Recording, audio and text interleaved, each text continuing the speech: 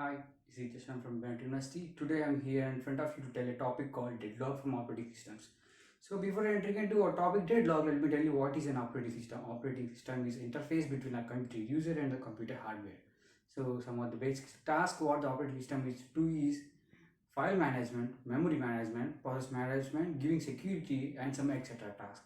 Some of the operating systems what we daily see is Windows operating system, Linux operating system, Mac OS operating system. So let us enter our topic deadlock. Let me give a general life example from deadlock. See, let us take a single road. Let from one side one car is coming, from another side another car is coming. They both came to closer and closer. But if one car has to cross that car, the other car has to move back because it is a one-way road. But this car has emergency work and this car has emergency work, but they don't like to go back. Here this type of situation is happening is called deadlock situation. This is the one of the example, but you need some more clarity. Let me tell you another example. Before, let me take you and your friend.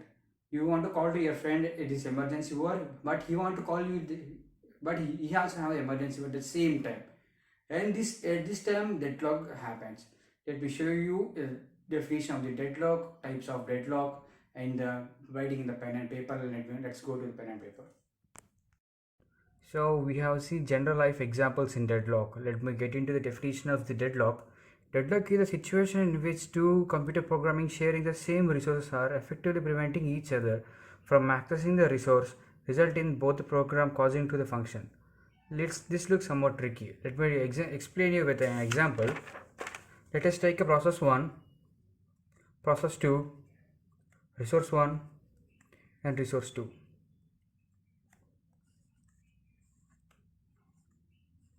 Resource 2 is allocated to process 1, but process 1 requests the resource 2. Here is a tricky. Resource 2 is already allocated to the process 2, but resource 2 requests to R1. Here to complete the process 1, process 1 requires resource 2, but resource 2 is already allocated to process 2. To complete at least process 2 requires resource 1, but resource 1 is allocated to process 1. So in this type of situation, deadlock occurs. The both process 1 and process 2 are not going to get completed. This is the one of the situation where the deadlock going to happen. So let's see the conditions for deadlock. The first condition is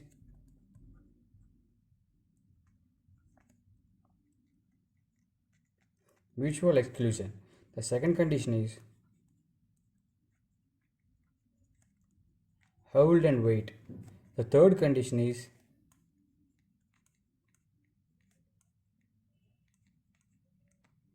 no permission. And the last condition is the circular wait.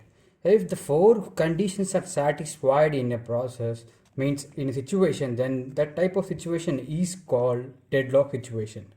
Let's see one by one what is the mutual exclusion. Let's see first. Mutual exclusion means no sharing. One resource can be used by one process at a time.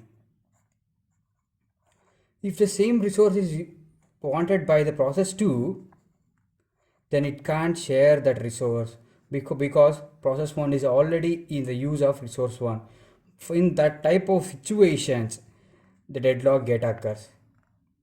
Where in the hold and wait, process 1, let's see process 1, process 2, resource 1, resource 2. If the process 1 is using the resource 1 and it wants resource 2, here resource 2 is used by process 1, but process 2 wants resource 1. Here in this type of situation, deadlock occurs because process 1 is holding the resource 1 and waiting for the resource 2, where process 2 is holding the resource 2 but waiting for the resource 1. This is called hold and wait resource. Hold and wait. Let's see third, the no permission. No permission means process voluntarily release their resources. Let's see, process 1 having allocated resource 1, but it is process 1 completed itself, but it is not releasing the resource 1. Let's take P2, process 2, but for process 2, resource R2 is allocated, but it requests R1. But P1 is not releasing the resource R1. In this type of situation, deadlock gate occurs. And the final thing is circular wait. Let's take process 1, process 2, process 3, process 4. Where process 1 is waiting for the resource 1 which is allocated to P1,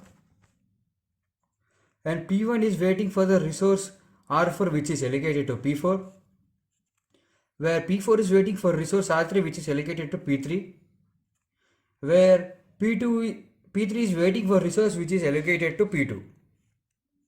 In this type of situation, in this type of circular type of situation where the deadlock going to get occurs, by this we can say that deadlock is a problem which makes our system get hanged. This is the sum of if the four conditions are getting satisfied in a situation, that type of situation is called deadlock situation. Let's see various method to handle deadlock. Deadlock ignorance, deadlock prevention, deadlock avoidance, deadlock detection and recovery. Deadlock ignorance. By listening to this word, you will get an idea like we are going to ignore this deadlock if deadlock occurs. You will think, what will if we ignore? Deadlock is a situation which occurs rarely. If a deadlock occurs, the system gets hanged, as I told you before. Then we just restart the system and the process all will be gone and system will be safe. Then second thing is deadlock prevention. Trying to find a solution for deadlock before it occurs. So how we are going to find a solution? The conditions for deadlock, we are making this as false. We are going to stop the deadlock. Mutual exclusion. As I told you that as we learn the mutual exclusion means the process is shared to only one process. By making this resource as shareable to many, then we can make this mutual exclusion as false. This is not working for all the resources like printer. We can't share this printer to each and every process. But this is making this false is very hard. No permission. By making this as a permission, we can make this as false. Like using the time quantum method, we can make this as a false. Hold and wait. Hold and wait. By sending the many resources to the one process before the process starts, you can, after completion of that process, it will take another process because we send the many resources to that process. By this, we can making this as a false. And the circular wait, by giving the numbering to the resources, like giving the 1 to the printer, 2 to the CPU, like etc. By this way, we can make this as circular wait as a false. Let's see next. Deadlock avoidance. Deadlock avoidance. In this, we have to check whether after sending the resources, we have to check whether the process deadlock going to occur or not. By we have to check it is in a safe state. If it is in a safe state, deadlock not going to get occur. If it is not in a unsafe, it is in an unsafe state, deadlock may occurs or not. It will be checked by deadlock Banker's algorithm. By this Banker's algorithm, we can check the deadlock occurring or not. And last method is deadlock detection and recovery. In this, we have to detect the deadlock. If deadlock doesn't occur, there is no problem. If it occurs, then we have to recover that. For recovery, the kill the process or processes means we have to kill the process once. Like if deadlock occurs, you have to kill one process, and we have to detect again. If the deadlock does not occurs, then there is no problem. Again, if the deadlock occurs again, then you have to kill another process. By this, we can say this kill the process or processes. And the second thing is resource permission. By this, we can recover the deadlock. And these are the method of handling deadlock. I hope you got an idea about deadlock. Thank you for watching this video. I hope you like it.